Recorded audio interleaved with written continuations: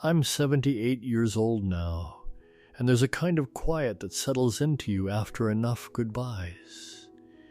Not the peaceful kind people talk about when they're trying to make sense of things. This is a quieter quiet, the kind that makes you hear your own choices. I used to believe love could outmuscle anything, that if two people loved each other enough, the rest would fall into place. The bills, the tension, the misunderstandings, the years. I thought love was a rope you could hold on to through any storm. What I didn't understand is that love can be real and still not be enough. Love can be present and still be starving. Love doesn't automatically make you gentle. It doesn't automatically make you brave. It doesn't make you honest. I learned that late, and I learned it by losing what I thought love would protect.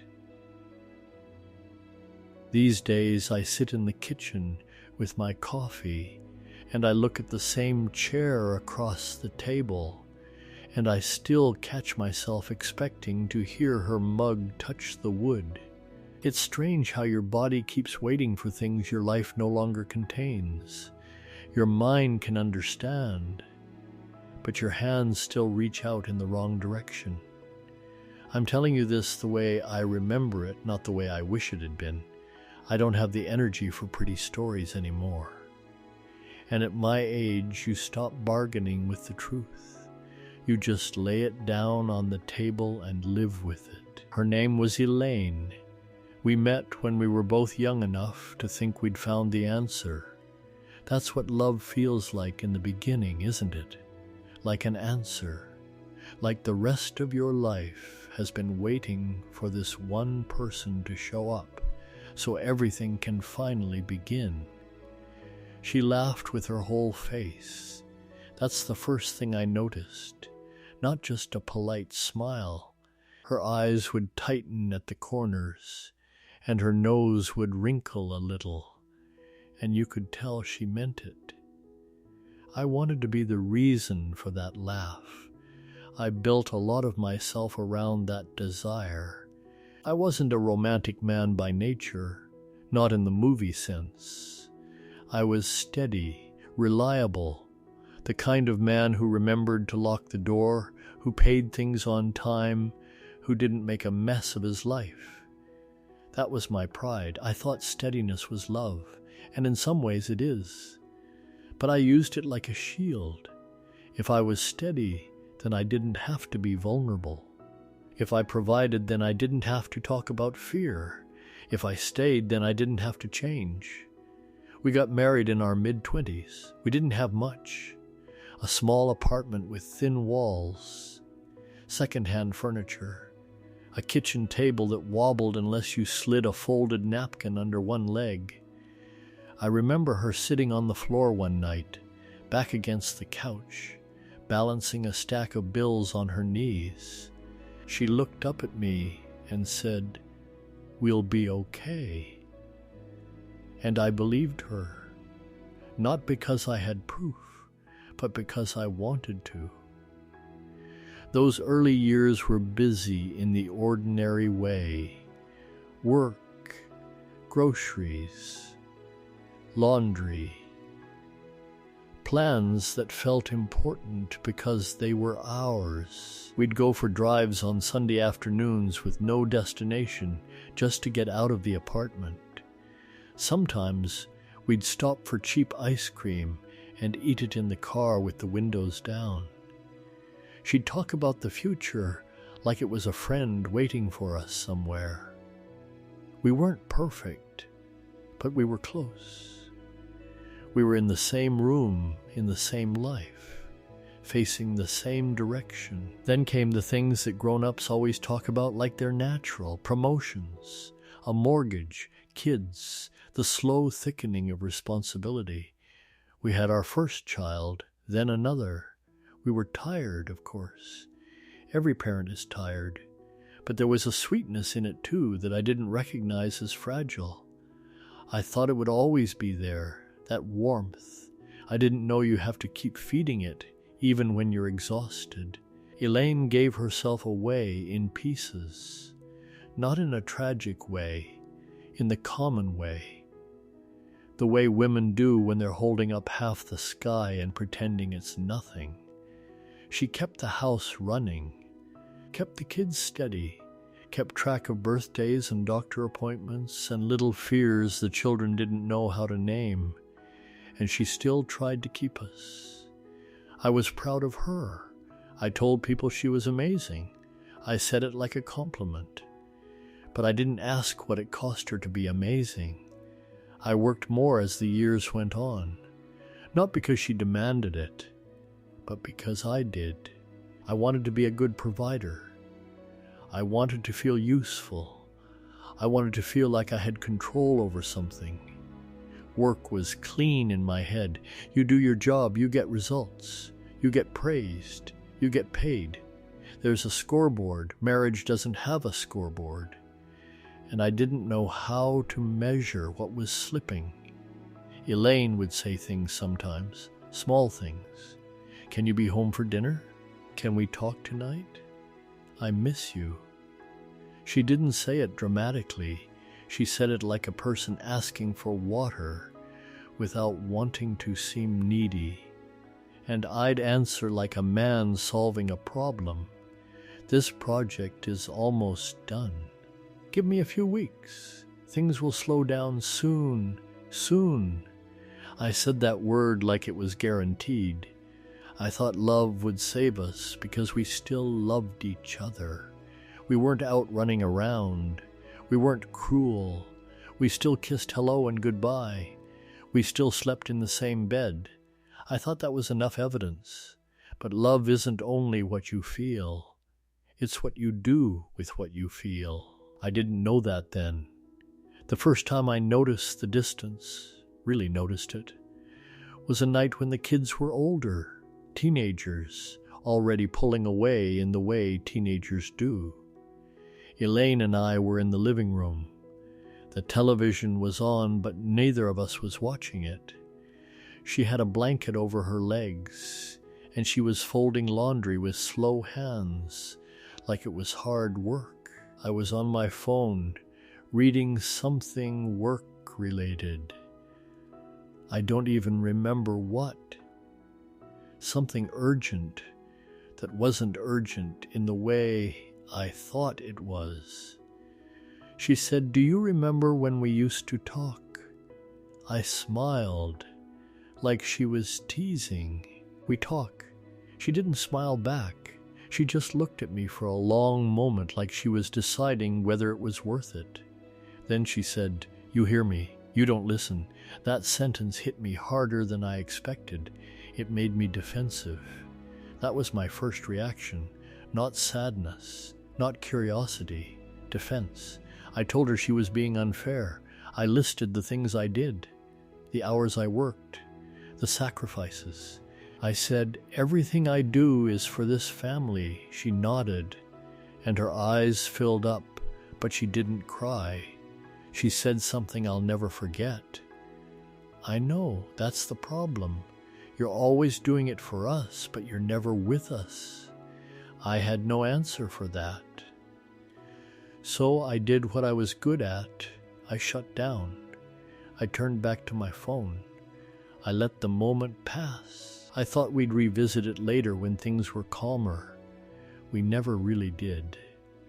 That's the slow cost people don't talk about.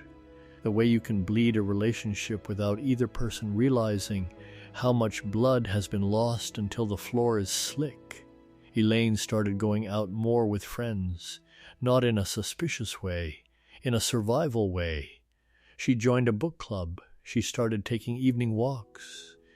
She found little pockets of life that didn't depend on me showing up. At first, I was relieved. Less pressure on me. If she was busy, then maybe she was fine. Then I started feeling like a guest in my own home, like there was a conversation happening that I wasn't part of anymore. I'd walk into the kitchen and she'd be humming to herself, stirring something on the stove, and the humming would stop when I entered. Not dramatically, just stop, like a radio turned down. I told myself it was normal. Couples go through phases. We were aging. The kids were leaving soon. We'd have time again. There was that word again. Soon. Then the kids moved out. One went off to college. The other got a job across the state. Suddenly the house was quiet, and I thought, now we'll come back to each other. But when the distractions disappear, you don't automatically get closeness. You get whatever you built while you were distracted. Elaine and I had built a system. We ran a household together. We coordinated. We cooperated. We didn't fight much. We didn't fall apart. But we weren't intimate in the way that matters. We were two people who knew each other's schedules better than each other's hearts. One night, not long after the house became empty, I tried to fix things with an idea, a trip. I booked a weekend away. I surprised her. I thought she'd be happy. She looked at the reservation confirmation in my hand, and she said quietly, "That's nice." I waited for more, for excitement, for gratitude. She just stood there, holding the paper like it weighed something.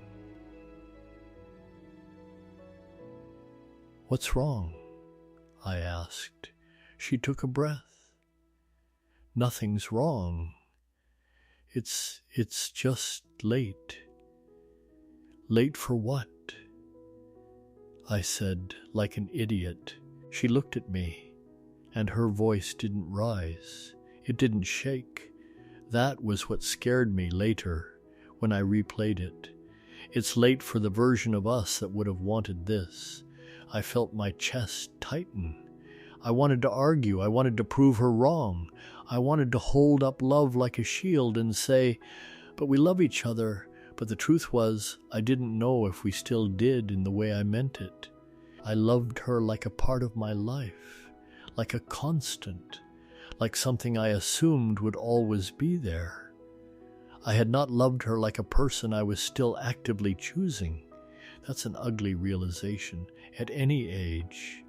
It's worse when you're old enough to see how long you've been doing it. The turning point came in a way that still makes my stomach twist when I think about it. Elaine got sick. Not the kind of sick that gives you time to adjust. It started as fatigue. Then weight loss. Then tests. Then the doctor's face tightening before he spoke. It was cancer. By the time we knew, it wasn't a question of if, it was a question of how long. I remember driving home from the appointment with my hands gripping the wheel so hard my fingers hurt.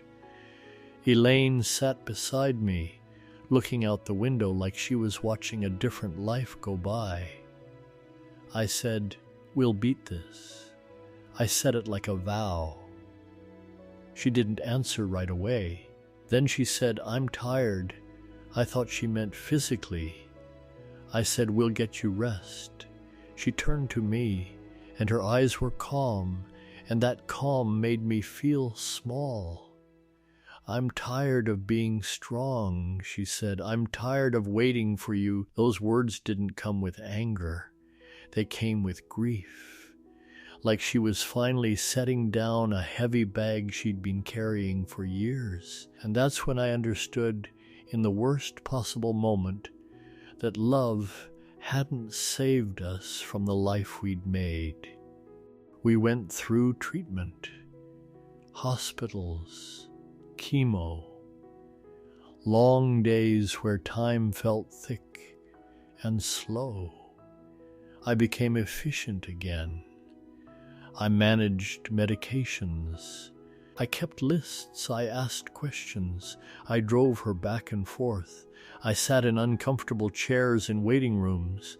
I was there constantly, and still I wasn't fully there in the way she needed. There were nights when she wanted to talk about dying, and I would steer the conversation away. Let's not think like that, I'd say. Stay positive.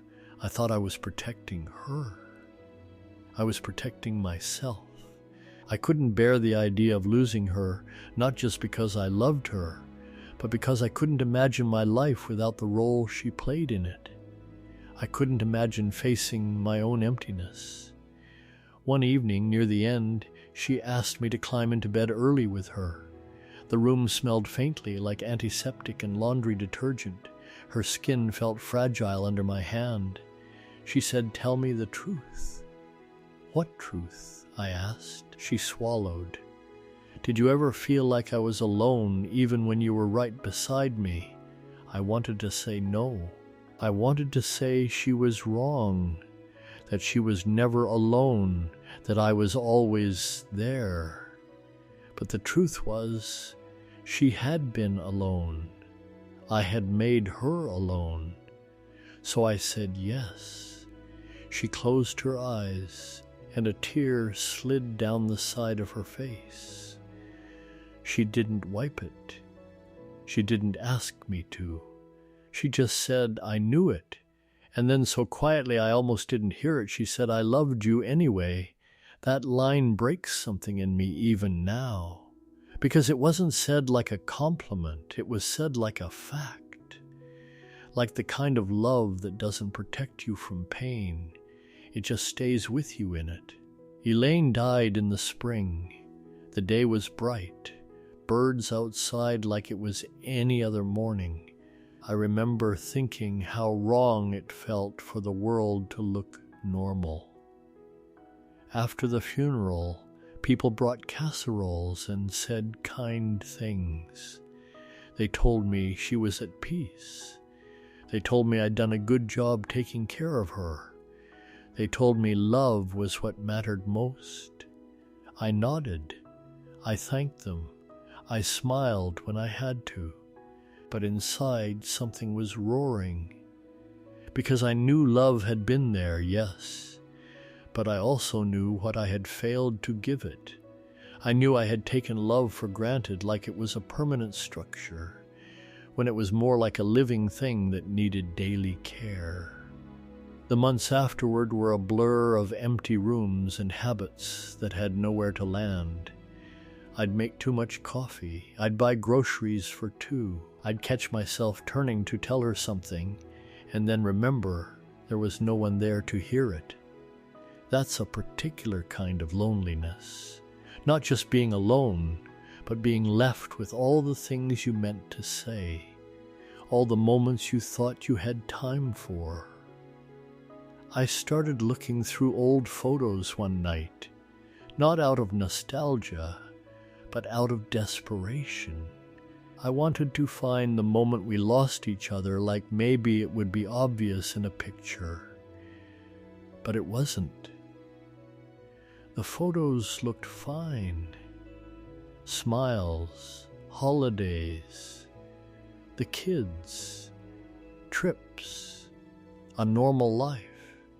That's what made me feel sick, because it showed me how easy it is to lose what matters, while everything still looks okay from the outside. What can't be fixed is not the big mistakes, it's the small neglects repeated for years. The way you look at someone without seeing them, the way you answer without hearing, the way you assume love will fill in the gaps you refuse to step into. I can't go back and sit on that couch again and put my phone down. I can't go back to those dinners and ask her about her day and mean it. I can't go back to the nights she reached for me and I turned away because I was tired or distracted or convinced there would be another night. There isn't. Now my children call me. They visit when they can. They bring their own children sometimes. And I watch those little faces, and I think about how quickly a life becomes a memory. My kids are kind to me, but there's a certain distance that I earned. They know I loved their mother, and they know I worked hard, but they also know the way I was absent while being present. Children notice that. They always do. Sometimes my son will mention something about his life, and I'll realize he didn't tell me when it first happened. He tells me now as a summary, like you tell a neighbor, and I want to say, why didn't you tell me sooner? But I already know the answer. Because I taught him, without meaning to, that I was not the kind of man you bring your whole heart to. That's a hard thing to swallow at 78, when you have so little time left to become someone different. If I'm speaking directly to you now, it's not because I think I can fix your life with a speech. I don't believe in speeches anymore, but I do believe in telling the truth while you still can. Love is not a guarantee. It's not a lock on the door. It doesn't automatically keep people close. It doesn't keep you from drifting. It doesn't keep you from becoming strangers in the same bed. Love is a starting point. It's a feeling, yes, but it's also an action, a daily, ordinary willingness to show up even when you're tired, even when you're preoccupied, even when you think the real life is happening somewhere else. I thought love would save us because I thought love was enough by itself. I was wrong. What saves anything, what keeps it alive, is attention, humility, the ability to admit you're losing someone before they're already gone. I didn't do that, not until I was watching her fade, and even then I wanted to bargain with the truth instead of sitting with it. Now in this house I live with the echo of her last honest questions, and I answer them in my head every day. Yes, you were alone. Yes, I loved you. Yes, I failed you in ways that looked small until they weren't. And no, I can't change it. I can only carry it gently now, like something fragile I should have held better when I had the chance. Sometimes I go out to the backyard in the late afternoon when the light turns soft. I sit on the steps and listen to the neighborhood, a dog barking somewhere, a lawnmower, kids shouting, life continuing the way it always does, indifferent and bright. And I think about how I used to rush through my own days like they were chores, how I assumed the people I loved would always be there when I finally slowed down. There's a kind of shame in that assumption, not the dramatic kind, the quiet kind that stays with you. If this means something to you, if you're sitting beside someone right now or thinking of someone you keep postponing, don't wait for the perfect moment. Perfect moments are rare. Most of life is ordinary, and ordinary is where love either grows or starves. I'm not saying this to be wise. I'm saying it because I know what it feels like to understand too late. I thought love would save us. It didn't. And the hardest part is that it could have been different, not because we needed more love, but because we needed more presence. That's what I finally understand, here at the end. Not in a dramatic way, just in the simple, devastating way the truth arrives when there's no time left to pretend you didn't know.